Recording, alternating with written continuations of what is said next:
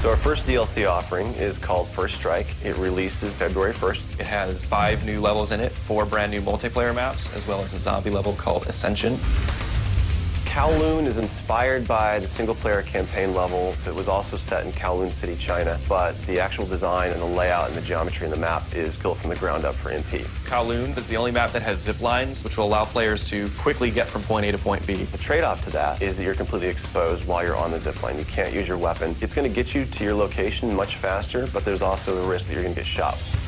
Discovery is an Antarctic research station that was a German outpost left over from World War II. The two sides of the map are divided by a deep chasm. You're always kind of fighting for control over that crossover from one side of the map to the other. My tips for Discovery is really just learning the layout of the map, understanding how that chasm can impact the flow of the gameplay, and always being conscious of the exposure that you have to long-range weapons. You might be on a snow bridge and somebody throws a grenade, which collapses the floor around you.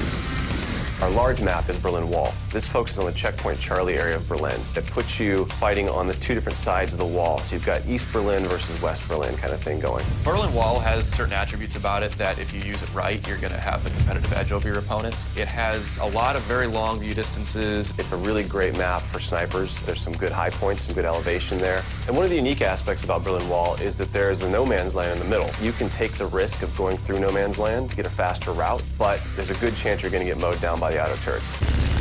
So Stadium's one of my favorite maps. I am a run and gunner, so I tend to like that map. It's going to provide those close quarter players tight adrenaline, action-packed experience. So never underestimate the value of tactical insertion, and always be checking your corners and realize that these engagement distances are going to be really small, so use that to your advantage. I think it's going to cater to a lot of the players who just like the frenetic style of gameplay that Call of Duty has to offer.